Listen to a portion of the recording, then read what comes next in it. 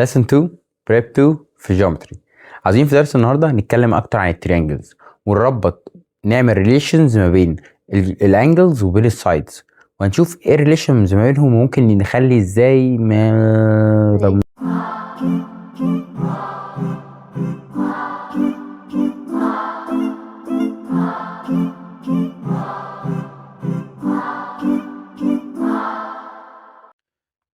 رب اشرح لي صدري ويسر لي امري واحلل عقدة من لساني يفقهوا قولي. النهارده عايزين ندخل في lesson 2 في geometry. بيتكلم عن inequality in triangles. يعني ايه inequality معناها باختصار كده عدم التساوي، ان انا عندي حاجتين not equal، يعني عندي حاجة greater than حاجة تانية. طب احنا بنتكلم عن shapes، فايه الحاجات اللي ممكن تكون not equal بعض؟ ممكن يكون عندي two side not equal او two angle not equal. طب تعالى نبص على الترينجل اللي قدامي دوت، مثلا ممكن نقول ان ال AB equal 5 سنتيمتر وال AC equal 3 سنتيمتر. فلو عندي الشكل اللي قدامي دوت، عندي side greater than side، ال AB greater than ال AC، صح كده؟ ما دام ال AB greater than ال AC، فلازم تاخد بالك ان الانجل الاوبوزيت لل AB اللي اسمها مين؟ C، هتكون greater than الانجل الاوبوزيت لل AC اللي هي اسمها ايه؟ B. يبقى السايد الكبير قدامه ايه؟ انجل كبيرة، والسايد الصغير قدامه انجل ايه؟ صغيرة. هو ده المهم قوي تكون عارفه في بداية الليسون. يعني ال AB ده سايد كبير big side، opposite ليه انجل كبير اللي هي انجل C، يبقى measure of angle C greater than measure of angle مين؟ الاوبوزيت لل AC. مين الانجل اللي في وش ال AC؟ اهي انجل B، measure of angle B. طب وهل العكس صح يا مستر؟ طبعا العكس صح.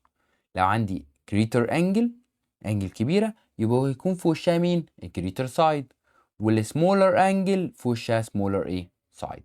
حاجة والعكس بتاعها، سايد كبير قدامه انجل كبيرة، سايد صغير قدامه انجل صغيرة، والعكس صحيح.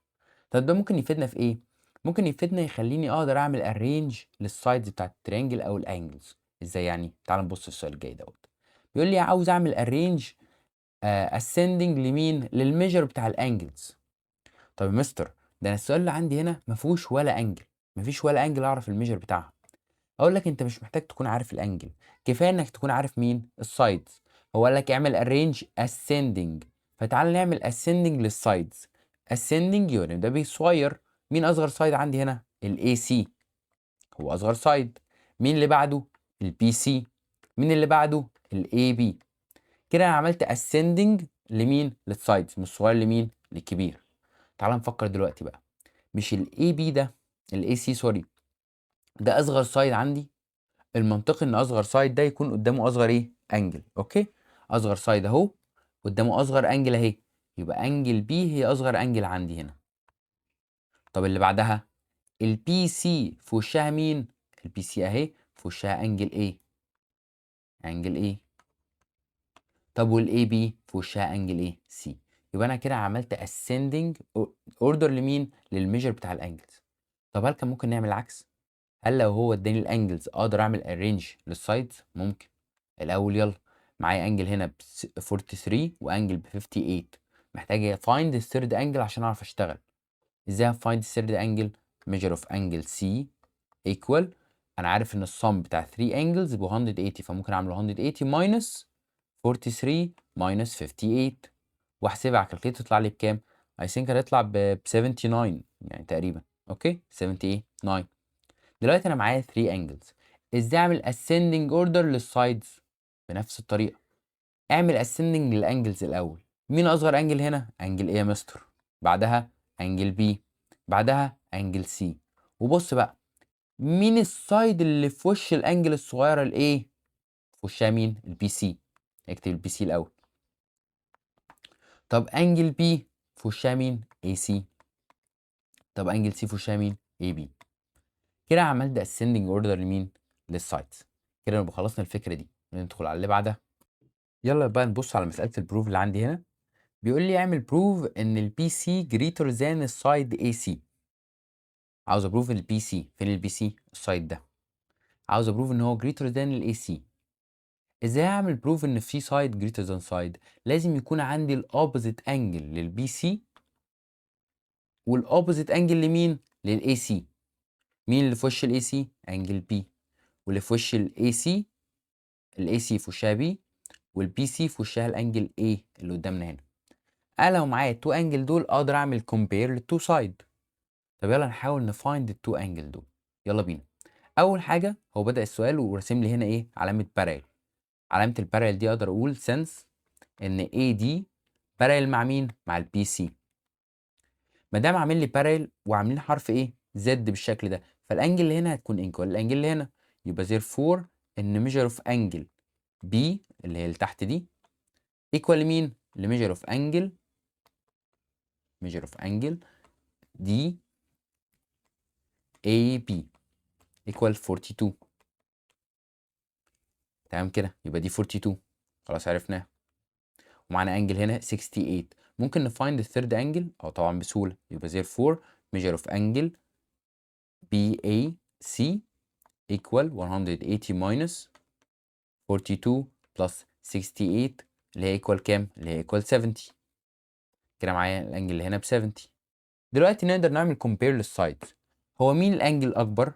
انا عارف ان ال 70 greater. يبقى therefore since ان measure of angle BAC greater than measure of angle B. في انجل اكبر من انجل، يبقى السايد اللي في وش الانجل دي اكبر من السايد اللي في وش الانجل دي. انجل كبيره قصادها سايد ايه؟ كبير. يبقى السايد بي سي جريتر ذان السايد مين؟ اي سي، وهو ده اللي هو طالبه. ندخل على المسألة اللي بعدها. السؤال ده مهم جدا وكان بيجي لنا كتير السنه اللي فاتت كمان في المنهج القديم. بيديني كوادريلاترال بالشكل ده. كوادريلاترال يعني فيجر فيه 4 سايد 1 2 3 4، وعاوز يبروف ان الانجل اي بي سي اللي هي هنا جريتر ذان الانجل اي دي سي اللي هي هنا. ماشي. انت مسألتك او الدرس بتاعك كله شغال على التريانجلز، فانت لازم تقسم الفيجر اللي قدامك دوت لتو تريانجل. هقسمه ازاي يا مستر؟ ممكن اقسمه كده او كده. دور على الانجلز اللي انت بتشتغل عليها. انت عاوز تبروف ان دي جريتر ذان دي، فلو هتقسمه بتقسمه بالطريقه اللي انت تقسم بيها الانجلز اللي قدامك. تشتغل على ان انت ايه؟ هنا بالشكل ده. يبقى انت تشوف الانجل فين وتقسم الانجلز دي. فانت كده قسمتهم تو تريانجل، واحد اب واحد داون. تعال نبص في التريانجل اللي فوق. التريانجل اللي فوق اللي هو ABD ان تريانجل ABD. التريانجل اللي فوق دوت فيه سايد ب 8 وسايد ب 7. مين الجريتر؟ السايد اللي ب 8. يبقى ال AD جريتر ذان السايد AB. طب ولما يكون في سايد جريتر يبقى اكيد هيكون في وشه انجل جريتر. يبقى دي الجريتر انجل اللي هي مين؟ ABD. يبقى ميجر اوف انجل ABD جريتر ذان ميجر اوف انجل مين؟ ADB. يبقى ده الجزء الاولاني اللي هو فين؟ اللي هو في التريانجل اللي فوق. تعال نبص على التريانجل اللي تحت. ان تريانجل BCD. التريانجل اللي تحت دوت في سايد كبير وسايد صغير. الدي سي جريتر ذان البي سي. يبقى اكيد السايد الكبير في وشه انجل كبيره. ال5 دي قصادها مين؟ سي بي دي. ميجر اوف انجل سي بي دي اكيد هتكون جريتر ذان ميجر اوف انجل مين؟ اللي في وش ال4 دي سي دي بي. يبقى انا دلوقتي عندي ايه؟ انا عندي 1 اكبر من 2 و3 اكبر من مين؟ من 4. طب ما تيجي نعمل ادنج للكلام ده مع بعض. نعمل دي 1 دي بلس 2. يلا بينا by adding 1 and 2. لما نعمل دول بلس بعض ودول بلس بعض اكيد الاتنين كبار هيفضلوا كبار. يبقى therefore ان measure of angle ABC هتكون greater than measure of angle مين؟ ADC. باختصار كده انا قلت ايه تاني؟ قسمتهم تو تريانجل. فوق عندي سايد كبير وسايد صغير، يبقى في انجل كبيره وفي انجل صغيره. وتحت سايد كبير وسايد صغير، في انجل كبيره وانجل صغيره. خلاص يبقى انت عندك هنا تو انجل كبار تو انجل صغيرين. اكيد الاثنين الكبار مع بعض اكبر من الاثنين الصغيرين ايه؟ مع بعض. بص على بقى. هنا بقى هنبدا ندخل في فكره مختلفه خالص.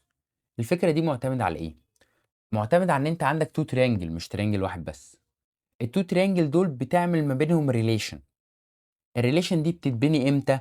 لما يكون عندك تو سايد في التريانجل الاولاني ايكوال تو سايد في التريانجل التاني. يبقى انت عشان تقدر تعمل ريليشن بين التو تريانجل لازم يكون عندك تو سايد هنا ايكوال تو سايد هنا. انا عندي تو ترينجل هنا اف اي دي و اي بي سي. هل عندي سايد ايكوال سايد؟ يس يا مستر، عندك الاف اي ايكوال البي سي، وعندك كمان الاي بي ايكوال الاي اف الاي دي سوري. يبقى كده عندك تو سايد هنا ايكوال تو سايد، يبقى انا اقدر ابني ريليشن بين التو ترينجل. نفكر دلوقتي بقى، بعد ما خلاص بنيت ريليشن ما بينهم، لقيت ان في انجل انكلودد بين التو سايد هنا، وانجل انكلودد التو سايد هنا، والانجل دي جريتر ذان الانجل دي. يبقى السايد اللي في وش الانجل جريتر هيكون اكبر من السايد اللي في وش الانجل ايه السمولر. يبقى اقول له since ان measure of angle E greater than measure of angle B، يبقى السايد اللي في وش الاي اللي هو الاف دي هيكون greater than مين؟ السايد اللي في وش البي اللي هو الاي سي. بس كده خلصت المسألة. تاني، عشان تبني ريليشن بين التو ترينجل لازم يكون عندك تو سايد ايكوال بعض، وتو سايد كمان ايكوال بعض. يعني تو سايد في الترينجل الاولاني ايكوال تو سايد في الترينجل التاني. بعد كده بتبص هل عندك يا ترى included angle، يعني انجل في النص ما بينهم هنا وهنا. لو في انجل greater than انجل يبقى في سايد greater than ايه سايد، هو ده اللي قلناه. طب ينفع يا مستر نعمل حاجه مختلفه شويه؟ ممكن تلاقي ان في تو سايد هنا ايكوال تو سايد هنا، وتلاقي سايد اكبر من سايد، يبقى في المفروض يكون في انجل اكبر من ايه انجل. تعال نشوف الكلام ده. عندي تو ترينجل، واحد اب واحد داون، ادور على الريليشن ما بينهم، محتاج الاقي تو سايد في الترينجل الاولاني ايكوال تو سايد في الترينجل التاني. دور يلا يا مستر. الترينجل اللي فوق في السي بي ايكوال 9 سنتيمتر، والاي بي تحت ايكوال 9 سنتيمتر، فهم الاثنين ايكوال بعض. وكمان عندي يا مستر لاين كده زمان انا كنت عارفه وكنت بقول عليه كومن سايد اللي هو البي دي. بي دي كومن سايد.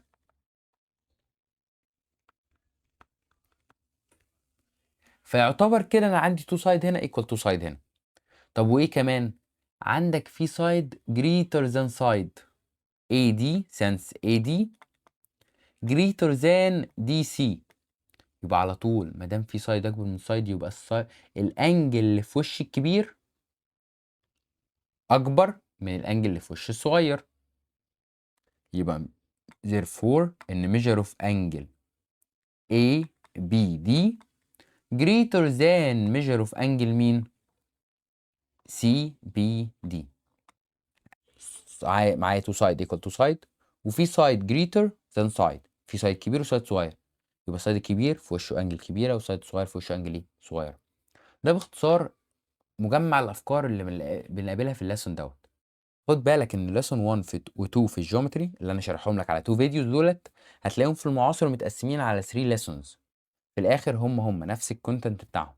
يعني انت في الليسون دوت والليسون اللي فات اللي احنا نزلناه على اليوتيوب لما تحلهم وتشتغل عليهم وتذاكرهم كويس هيعتبر انت ذاكرت 3 دروس اللي في الاول في المعاصر، اللي في اول الجيومتري في المعاصر. ان شاء الله الليسون الجاي اكليديان ليسون مهم جدا، فعاوزك تقفل دولت عشان تجهز للي جاي. يلا سلام عليكم.